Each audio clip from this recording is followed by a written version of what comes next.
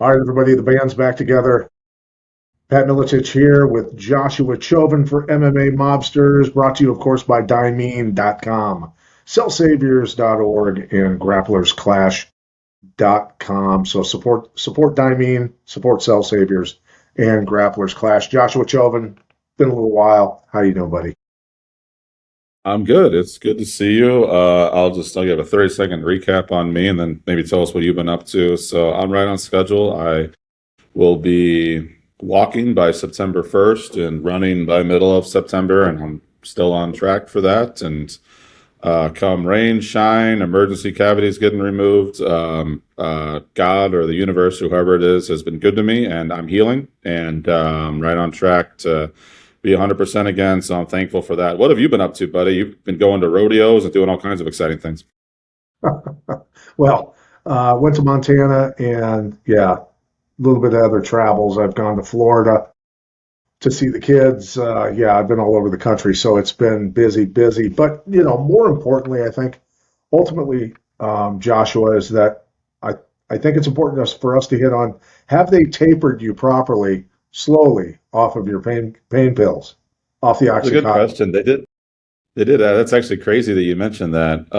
You're spot on a lot of the time. They did just mention, one of my doctors just mentioned a couple days ago that they usually would start weaning me off Oxy, but I was barely taking it as it was. I've only asked for maybe one a day, whereas I was asking for one every 3 hours before. So it sounds like I'm just naturally weaning myself off. I'm sure that the flower of the earth that I partake in daily probably helps with the pain. So maybe I don't need the oxy and all the other chemical bullshit they're trying to shove in my body. But I'm thankful, man. Obviously, a horrific thing happened, but it's been a lot of good luck since then. So yeah, I'm glad you're healing up great. That's wonderful. I appreciate And that, brother. Thank you. on the flip side too, I mean, if you wanted to keep acting like you're taking them and just run the OxyContin racket in the retirement home, I mean, it's an Yeah, option. yeah, yeah, yeah.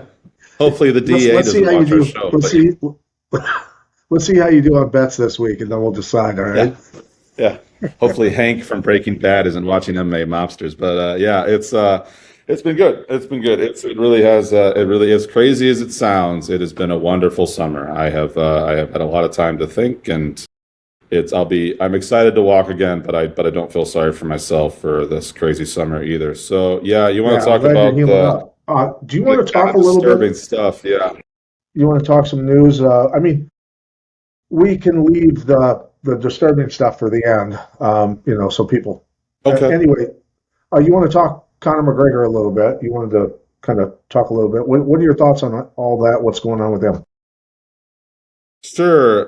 People still want to talk about Connor. It is kind of crazy that he went out there and don't want to disparage him, but fought for about 45 seconds. Calling it fighting is a bit generous. He flopped around for about 45 seconds and couldn't stand up. But we're all still talking about him. I guess it shows the power of the person that he was and unfortunately is no longer. Yeah, so Darren Till always has something to say, and that can rub people the wrong way. But he did go on Ariel Helwani and essentially said all these Muppets, he called them, that say, "Oh, Connor had bad body language. He didn't seem loose. He didn't seem like himself." He basically said, "You're all a bunch of idiots on your couches who have no idea what real fighting is like." He's like, "It's not. You don't have to be in peak 100% mental shape. You just show up and you fight." And he said. Connor hurt himself, and that's what happens. And everyone's trying to read into this like it's a big conspiracy theory. And he called him a bunch of idiots. So obviously, Darren Till's going to run his mouth no matter what. I wish he could fight, have as good as he could talk. He could be a world champion. But what's your take on that, Pat? Because you are not some idiot on your couch. You are the first ever UFC 155-pound champion. You are a UFC Hall of Famer. You are qualified to speak on these things. Did you see weird body language from Connor walking out? Do you think that he was hurt before the fight? Do you think this was all one big conspiracy theory and they took one-legged Connor and said, "Get in there because we can't cancel this fight"? You had some very interesting opinions on the Kamzat Nate Diaz circus that happened a few years ago. Was this another circus like that, or what's your honest opinion? I mean, their supposed footage of him warming up with that exact same opening kick, all that sort of stuff, and um, if you've got a torn ACL, you're not going to run across the cage to do the kick anyway. So, I mean, I think he got hurt in the fight. To be honest with you, that's my take. So, and it's not even that big a deal to argue whether it happened before or after. Right. Just knowing, I know what a knee injury feels like. I've never torn an ACL, but I can tell you, just an MCL injury, even stretched, sprained, your knee is very wobbly. So an ACL being gone, you're not running across the cage. So that's not how it works. So that's ultimately what I would say. And Darren Till, um, I have no comment on his commentary. I mean, yeah, ever since COVID happened, dude, Darren Till turned into an absolute bitch. And that's his reaction to a police officer confronting him about not wearing a mask and all that shit. It just straight turned. What mask? Yeah, What? he turned into like a 12-year-old girl. So he can keep his comments. Yeah, whatever. I'm not concerned. So then moving on to Anthony Smith, obviously not a great experience for him, his wife, and that. What are your thoughts on that situation? It Yeah, sounded well, like he really he got you've wound up. We'll just it's say that. bad. It's bad. It's a bad headline, and you're far more. You've earned the right to talk to your UFC brother. I haven't. I'll just say what happened. It's anytime that you have three terroristic felonies and you're in prison, that's not a good place to start. And unfortunately, in the age of media, they're going to print the worst possible headline about you possible, and that's just how things work. So yeah, he's at a bar with his wife right where he lives, right there in Nebraska, in his hometown. And there's a fight at the bar, and that kind of between him and his wife, and kind of results in him picking up his wife, who's about a third of his size, and chucking her in the truck. And there was some video of that. And then they went home, and then things really escalated. And apparently, there's video footage of him attempting to run his wife, mother of his children, over with his truck in their front yard, and almost accomplishes that goal several times. Luckily, he didn't. Maybe that the um, impacted bad driving from the alcohol maybe paid off. But yeah, that was bad. It's a bad headline. It's a bad look. And he's now in prison. These things randomly just happen out of nowhere, Pat. There's usually many events that build up to something like this, and everyone saw it coming. Obviously, Anthony Smith is a warrior, and he's always seemed like a good guy. And I'm not just saying this. I genuinely hope that this gets healed and fixed. And he's a very lucky man that the love of his life is still alive, and that he even has the opportunity to try to heal that relationship. But he's got to face some criminal charges first. I mean, just for me, wish him the best, and I'm very interested to hear what you say, because you have a right to speak on this, and I really don't. So go ahead, buddy. Well, I think ultimately it sounds like there was a disagreement. He wanted to get out of there. He wanted to go home, get his wife home at the same time. We, how many times have you heard about nightmare stories of women and booze, right? They can add up to making really bad decisions, especially when it's all combined. So, putting his wife over his shoulder, trying to get her home, whatever. Uh, Not wanting to have a nightmare out in public, probably, whatever his motivation was, inebriated or not, he probably just wanted to get the fuck out of there. Then getting home, and who knows, was she trying to like leave and take off again and go back out? And he was trying to stop her from doing that with backing up and going forward and cutting her off or whatever.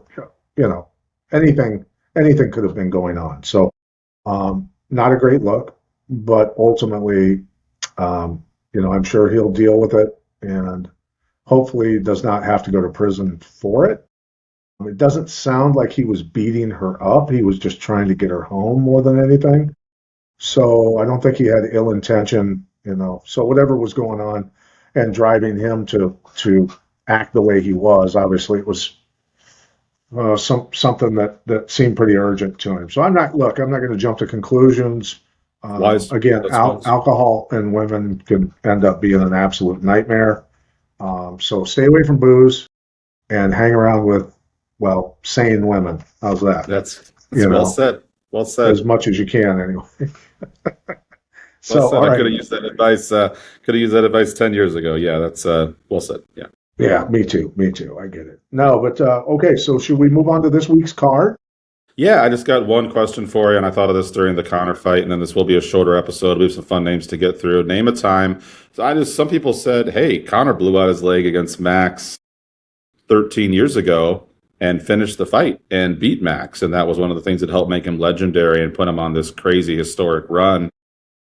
Different Connor 13 years later. Maybe it's age, maybe it is mine, but he blew out that leg and looked like he was immediately done. He was not going to try to fight through it like Connor did 13 years ago. Can you tell a story? Maybe it's you, maybe it's a guy that you coached who somehow magically fought through an injury. And you're like, how is he throwing that left hand? Every bone in that hand's broken. How is he walking on that foot? How is he winning this fight? Give us a story, brother, and we'll get into the fights.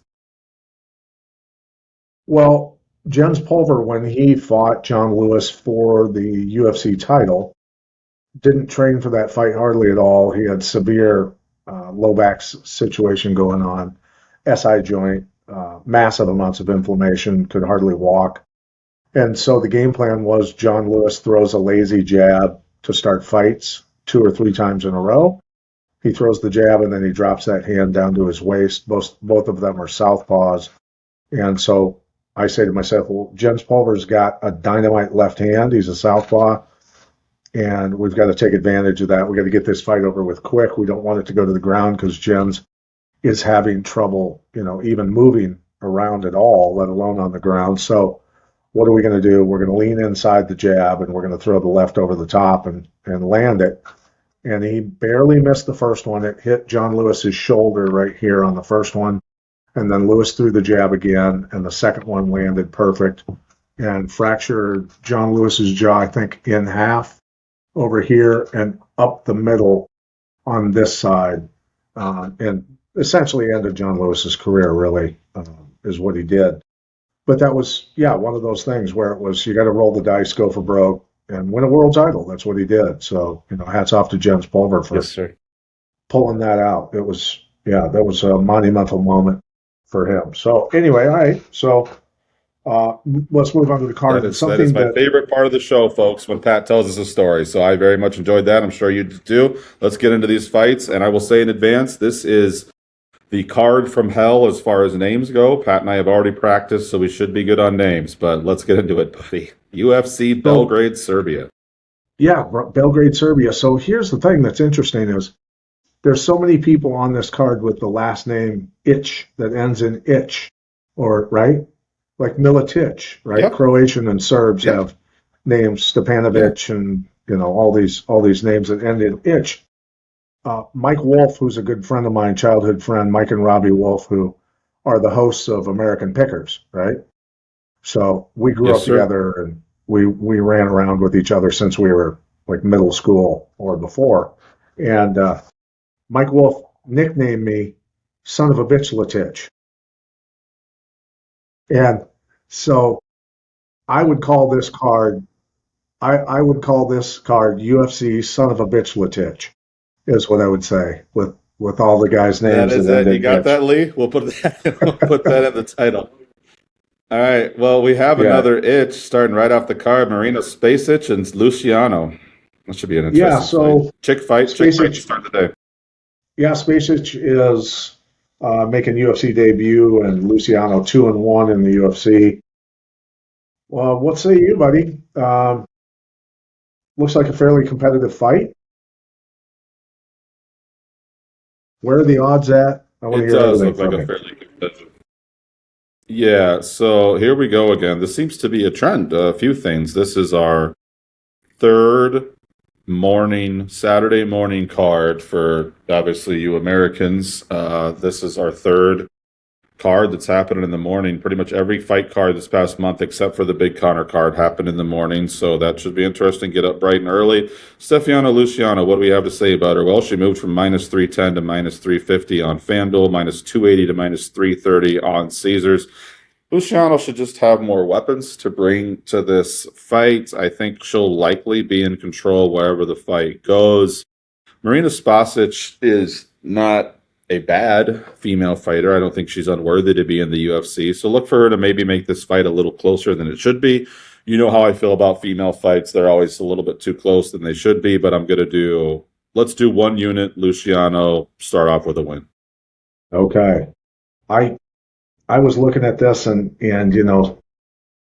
while the quality of opponents haven't been great, honestly, for either one, Luciano's faced little tougher quality of opponents. Spacek is got six KOs, TKOs, out of her seven wins. She's got a really high percentage of finishes. What does that give you any pause at all? Yeah, it does, and I know you always very lovingly remind me if I'm being a little disrespectful to the fighters. So keep that in mind. I think it's a lot of for these women. If you train a woman to if you train a female fighter, if she has any talent at all and she's trained at all, she can beat up most other women. So if they're knocking out the bartender at Applebee's, that doesn't impress me that much. But when we see them up against real fighters, which I think Invicta is pretty good about that, they don't let just anyone fight in Invicta. Unfortunately, in some of these promotions, they will literally let anyone fight. I remember that Elena McFarlane, the former Bellator champion, there's an infamous video of her fighting literally a soccer mom in yoga pants who looked like they just pulled her out of the crowd, and she destroyed her. It's very irresponsible. These people should be in prison for doing stuff like this. You could really hurt someone.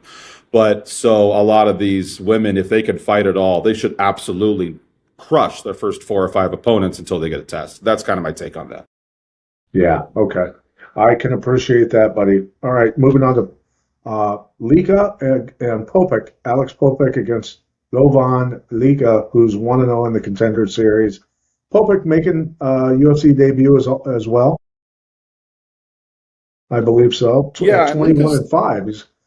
yes, sir. Popek's got a lot of both have a pretty decent amount of experience to get into the UFC, which is nice to see, right?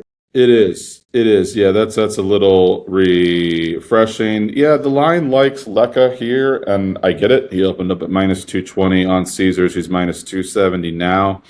And yeah, I think that Leka's the A side here. He's supposed to be the favorite. I think that he rolls. That's going to be a unit bet for me also. But the issue is, I mean, we can watch all the tape we can. Pat has his whole pad of research, but for a lot of these guys, there's not even footage of a lot of their fights, and it is a little bit harder until we see how they do in the UFC. It is the ultimate proving ground. I think Leka passes the test here. Give me a unit on him as well. Okay. I mean, I lean towards Leka as well. It's the quality of opponents aren't great for either one of them. Even at 13 and 2 and 21 and 5, there's not a bunch of hammers in there, in their past. So, I mean, yeah, kind of a toss up. So I lean towards Leka a little bit as well. All right, moving on to Milosevic against Cowan, Haley Cowan. Now remember, the dictator from Yugoslavia back in the day, the war criminal, whose last name was Milosevic, right? So Haley Cowan is fighting a potential relative of the war criminal Slobodan Milosevic here. So I hate to say it, I got to root for the American in this one, bud. Holy blast from looking. Yeah, I remember watching Milosevic like on the news as a kid, and yeah, he was not a nice guy from what I heard. So. Well, Haley Cowan's looking for her first win in the UFC. She's had much tougher. Well, all right, I'm not going to go that far. She's had a little tougher quality of opponents. Haley hasn't faced, the murderer's row that people do, with 3 fights in the UFC. She's had a tough time converting, and Milosevic is 5-0 in her last 5 fights. Very low quality of opponents as well, but yeah, are you leaning towards Milosevic or Cohen on? Yeah, the UFC, Dana White, Hunter Campbell desperately want to make the Haley Cowan thing work, and it's just not working. She's an absolutely gorgeous girl from Baylor. I think she did gymnastics there or something. All-American girl. She's a great athlete. That's the thing. She's a great athlete. And that's the thing. She shows flashes, and so they are dying to turn her into a star, but she's got to win some freaking fights here first, so that's going to happen. Yeah, I mean, she's very tough. I will give her that. She comes in there to fight. She doesn't look for a way out. And but these girls just seem to be quicker and stronger than her. Milosevic is right up that alley. I think Milosevic's line should be more like minus 1,000. You know me, buddy. I'm very hesitant to back big women's favorites because it seems like they always go to split decision and you never know what's going to happen. I actually like Milosevic to roll here. I like her probably by finish and certainly to win. I think that minus 400 price tag is a steal, and it's about half the price of what it should be. So I'm going to go. I'm going to go. Give me some discounts. Milosevic, give me 2 units. My biggest bet so far. Wow. Okay. All right. Moving on to Kyle. Is it Propelic? Propeller, like yeah, propeller, propellic, yeah, like a propeller. Propelic. Okay. Against Rebecca. Rebecca 4-4 in the UFC. 0-4 for Propelic.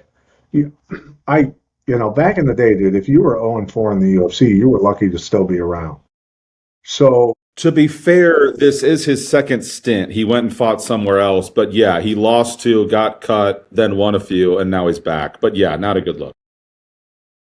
so how do you read this fight? Are you looking at Rebecca to win this, or are you looking at a guy who's got 10 KOs out of his 18 wins, only been knocked out one time, for an 18-10 record? He's actually a lot tougher than his record says or indicates.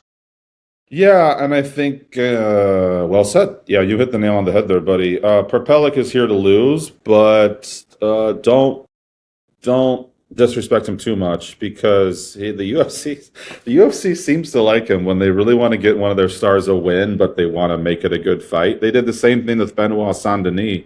Benoit Saint-Denis was searching for answers, man. Poirier absolutely ping-pongs him off the canvas. And then Honoito Moicano in Paris embarrasses him. And so they're like, you know what we're going to do? We're going to call up old Propelic. And he'll give Benoit Saint-Denis a fight. And give him a win, but not too easily. That's exactly what happened. That's what they're doing with your boy Rebecki here. I know you're one of the bigger Rebecki fans out there. You really believe in Rebecki. He's a Militech Fighting Systems guy. He can wrestle extremely well. He can strike extremely well, and he's a tough SOB. So I get why you like him so much. Give me Rebecki all day here. Let's go ahead and put about 4 units on him. If he gets up to minus Ooh, 1,000, we'll four put. units. If he gets up to Four. minus 1,000, which he's already minus 910 on Bet Rivers, we're doing this on a Thursday. I have a wager for you. Rebecca's going to be minus 1,000 by Saturday morning. There's a bet for you. So if he does, he moves into that you can't lose territory where literally 99% of the time over the past 10 years, UFC male favorites minus 1,000 or higher have won 99% of the time. So I already love him. I'm probably going to bet him tonight because that price is going to keep on going up, up, up unless something crazy happens. Mateus Rebecca, you know what? Let's just put 5 units on him now because he's going to get to minus 1,000. So that is my lock of the week, possibly my lock of the month. Mateus Rebecca, I'm going to look bad if he loses. To be fair, I did a lock of the year on Max Holloway, and he won in about 2 seconds. I know the fight lasted 45 seconds, but that fight was over in 2 seconds. So this is not a lock of the year. I am 1-0 on those, but this is going to be certainly lock of the week. Mateus Rebecca, cash it, take it to the bank, enjoy the fight. All right, Well, all right, buddy. Dude, I'm going to be biting my nails watching that fight now. All right, so I'm with you on Rebecca for sure. Grad versus Bazooka. Bazooka 1-4 in the UFC. Grad 1-2. Bogdan Grad. I mean, both have decent records, Josh. Both yep. are decent guys. They're decent fighters. They've never been finished on the ground. Both have been KO'd, but they've got, many more KOs overall than Yeah. how they have been finished. And they've faced somewhat tough competition, both that I rank from a 1 to a 10 at about the 7 range. So, they faced some tough Yeah. competition along the way as well. So what are your thoughts?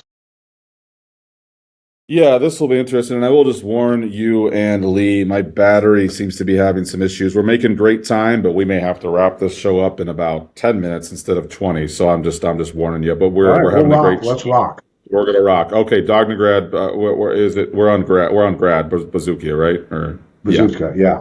Yeah, I don't know what to do with Bogdan Grad. He's certainly cost me money in the past. His Contender Series fight, I had a good amount of money on, and he pretty clearly lost that fight. Two of the refs decided he won, one of those goofy split decisions. And ever since then, he's just kind of he fought Lucas Alexander as a massive dog and knocked him out in the second round. So I just feel like maybe Bogdan Grad has been getting a little bit lucky, or maybe he's just that good. But so. I will hesitantly pick Grod here, but I just feel like Bogdan Grod has been the best version of himself lately, and he's due for a loss. So, oh man, you know what? Let's just give me a lean the other side. I'm going to go with Bazookia. It's just a lean. I can't, in confidence, pick Grod, and his line movement hasn't done anything. So that's where I'm at on that. He's cost you money. There is resentment, deep resentment there. Little bit, a little bit. It was an All right, awful split decision. It was an awful. Next time that we hang out, I will show you this fight. It was a terrible split decision. But anyway, all right. awful. Let's move on to Borislav Nikolic. Nikolic versus Vologden. Vologden 0-1 in the Contender Series. Nikolic making his UFC debut. Nikolic 16-2 overall, 12-4 for Vologden. What say you, sir? I got nothing on this fight, Pat. The line's not doing anything. I will say that the line has moved 10 points on pretty much every sports books in Nikolic's direction. So that's my pick. Both these guys are decent, but not great. They are very similar in talent. I would probably have it as more of a pick 'em. It's interesting to me that Nikolic is a decent favorite. I mean, minus 200-ish. What's your take? Nikolic has faced, in my humble opinion, much tougher opponents, and he's 5-0 in his last five. I'm rolling with Nikolic in this one. All right, moving on to Oliveira versus Elliott. Oban Elliott against Michael Oliveira. Oliveira 6-0 in the LFA Contender Series 1-2, and Oban Elliott 3-2 in the UFC. Tell me what's going to happen. This is what I love about this sport, man, because I feel like we can get right to it on a lot of things. So we have Michael Oliveira, who is his first fight in the UFC. Hot, hot, hot prospect. This is a caliente prospect. They love him. He can thump. And it's a big sign of respect that he's almost a minus 400 favorite against a kid who 4 years ago, he was the fun hot prospect. Oban Elliott from Wales, future champion, the next Conor McGregor. It's been up and down. He's won some, he's lost some. Certainly doesn't look like the world changer he was sold to be. So it is an interesting Oban Elliott's got to be looking at this kid and being like, this is where I was 4 years ago. I was the hot new prospect 0-0 in the UFC. Now I'm fighting for a job maybe. So it's just the first time UFC jitters make me nervous. I think Oliveira is a stud, man. We're looking at maybe a possible guy that can contend for a title, but he's -3. He opened up -330, -350 now. Oban Elliott's very good, and we still don't know how good Oban Elliott is. We just know he's been a slight disappointment, but not a major disappointment. Give me the hotshot Oliveira, but I'm an Oban Elliott guy, man. I really do think that we haven't seen the last of him, so I'm gonna pick Oliveira, but be careful underestimating Oban Elliott. Yeah, and I'm leaning as well with Oliveira, bud. All right, Tofik Mosayev against Ludovic Klein. Ludovic. Yeah. Come on, help me out. Ludwig. Yeah, you nailed the first name, but yeah, Ludwig Klein. Tafik Masayev is one of my favorite, if not my favorite Klein. fighter names ever. He sounds like a movie character. I think he loses here. Ludwig Klein has gone from -200 to -250 on almost every book. I think he's just more technical than Masayev. Masayev can be a little bit wild. And I think that Klein, as long as he fights his fight, it takes the center and commands the fight, he will be able to lead the dance and win the fight. So give me half a unit on Ludwig Klein. And both guys have fought some pretty tough guys. Musayev is 18-1 in the KO TKO area. That's twice as many wins as Klein has in that area. Although Klein has shown better on the ground, it's a pretty interesting matchup.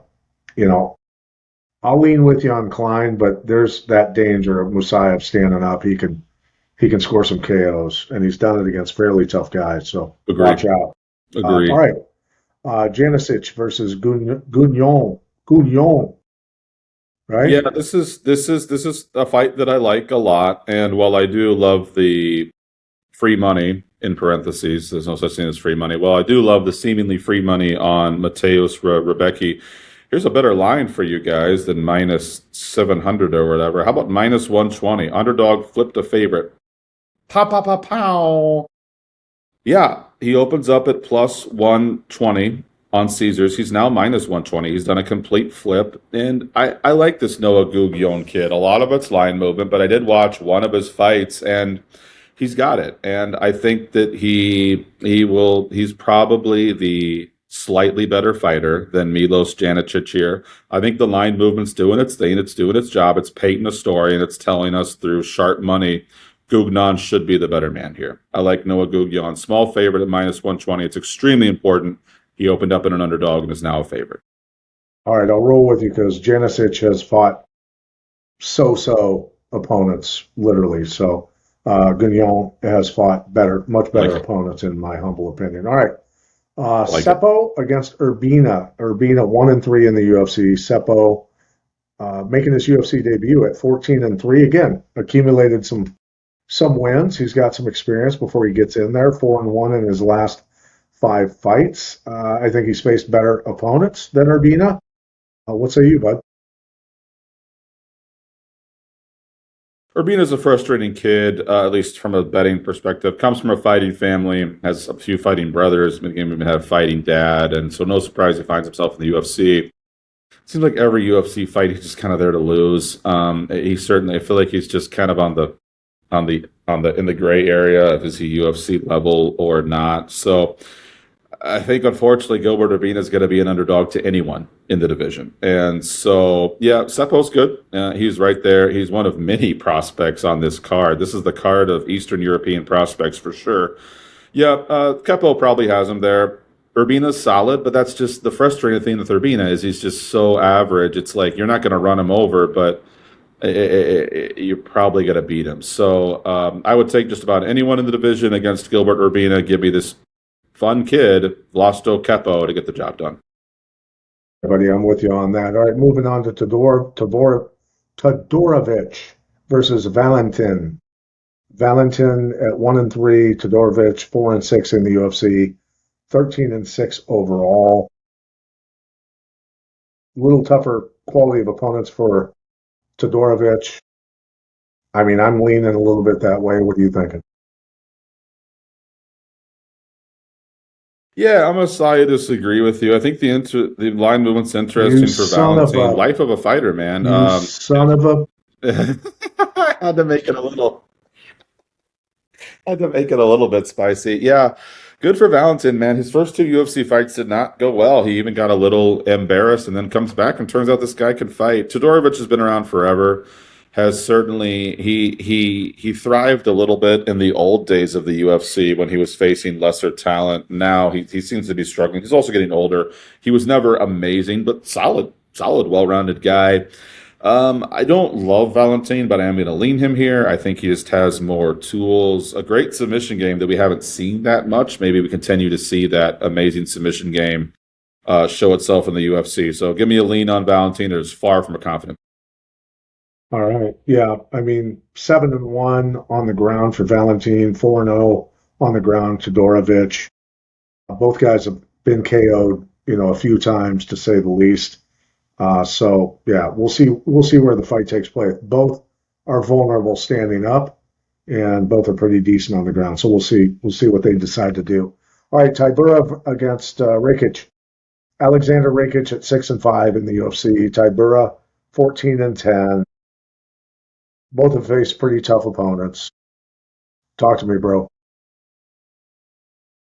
Yeah, you say potato, I say potato. You say Rakic, I say Rakic. It doesn't matter. Everyone knows who we're talking about. This is interesting to me, buddy. We talk a lot, and I know that you're fascinated by moving up in weight. Rakic didn't look bad. He lost to Blachowicz in a fight that he won 90% of, and then he lost to that Russian kid that Borakinia Costa just beat. Apparently, it was time to go to heavyweight. I mean, it wasn't like he was flailing at light heavyweight. He was a fight away from a title shot, but apparently now's the time. Rakic never struck me as a big guy, kind of like an Alex Pereira, where he was being held hostage in his weight class and killing himself to make the weight. But here we go, and we get the guy who seems to be the measuring stick for the division. Marcin Tybura. If you can beat Marcin Tybura, you might be something. If you can't, you're probably not something. He is the ultimate gatekeeper for the heavyweight division. I'm not sure why Rakic is a minus 350 favorite. That seems disrespectful to Tybura. Yeah, Tybura's getting old. He hasn't looked great. Line movement is moving. Minus 300 on Caesars. He's now minus 370 now. I guess give me Rakic, but I feel like we're disrespecting Tybura a little bit here. Rakic is very measured. He will be in, he will be out, he will sting Tybura a few times and then get out. For a guy who's so measured, he sure does get knocked out a lot. You look at not Blachowicz, but Yuri Prochaska brutally knocked him out. This Russian guy knocks him out in his last fight. Now he's at heavyweight. The guys will be slower up there, so I guess that's a good thing for a guy who seems to be getting caught a lot, maybe not as fast as he's used to. You know what? We had Robert Whitaker moving up in weight a couple weeks ago and looked amazing. So Yeah, maybe we see it good from point. Rakic here. The line movement seems to think so. I will lean Rakic. All right, I'm leaning with you on that. Both guys, though, batting barely above 500 in the UFC, so big win for either one at this point. All right, Blankowitz versus Sterling. Sterling has been hot, and Sterling is a very good athlete, very Yeah. good fighter. This is, Yeah. they're giving a name guy to Sterling. They want to build him, obviously. That's 100% what's happening here, Pat. And I'm glad my battery's hanging on. Sorry, Lee. It's been an amazing show regardless of that. But yeah, I love this fight. And I will say that I love fight goes to decision. The fight that fight goes, this is just a 3-round fight, boys. And fight goes to decision is minus 164. That's gold. Navajo Sterling, yes, he is a prospect. He's not lamping everyone. He goes to decision a lot. And Blachowicz is very hard to finish. Alex Pereira couldn't finish Jan Blachowicz. Israel Adesanya couldn't finish Jan Blachowicz.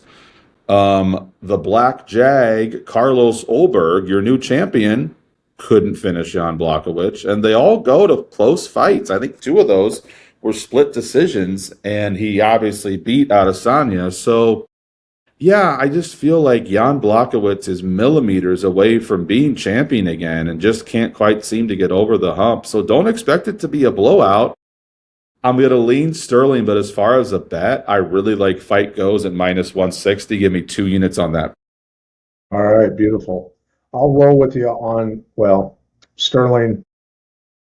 I think he might be able to pull out the finish. I mean, he's super athletic, super fast, and he does have 6 KOs. He might be able to actually finish that fight. So we'll see. All right, Rodriguez versus Medic.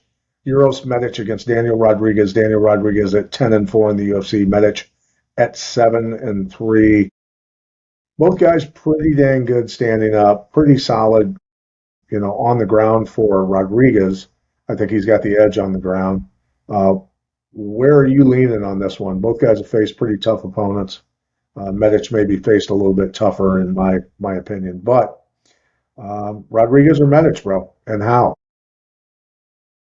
Yeah, well, we got to go Medic here. We got to go with the hometown kid. Some fascinating narratives, and you got to be careful listening to narratives, and line movement will keep you honest on that. But yeah, Daniel Rodriguez has had a crazy life. He massive upset of Kevin Holland, where he was like a plus 400 favorite, and so a big upset of Kevin Holland. Good for him. Immediately goes to Mexico to celebrate the win and gets himself locked into Mexican prison for the next year. This is something out of a movie, bro. This is crazy. So he says that he lived like a king in Mexican prison, and they all loved him. And but he's happy he's out, and no one even knows what's happened.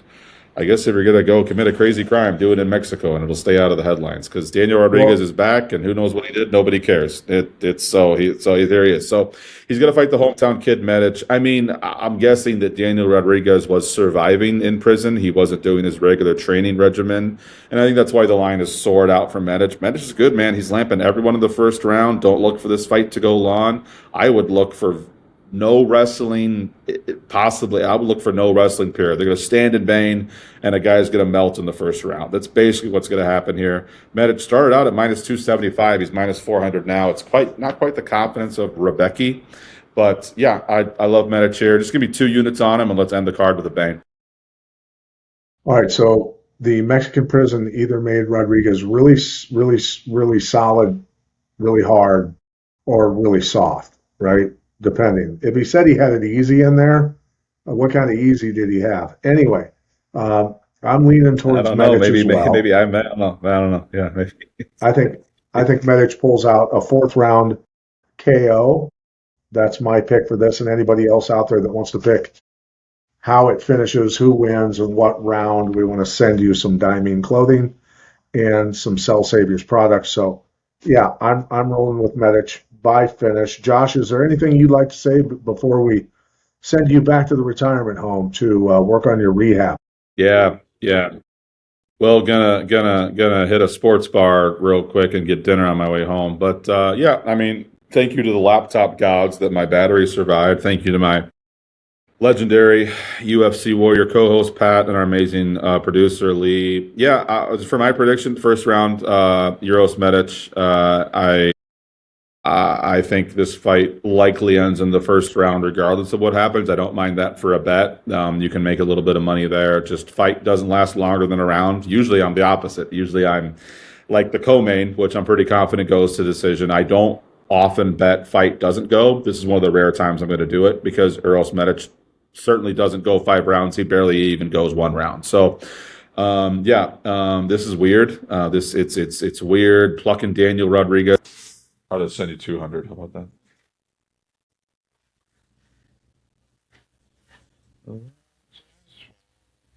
And Joshua's battery, let's see here, may have gone down. Lee, did we lose him?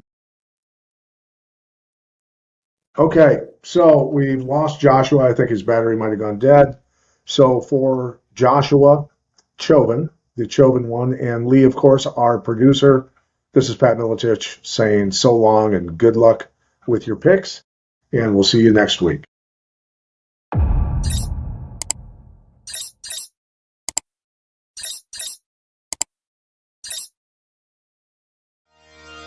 Hey, yeah.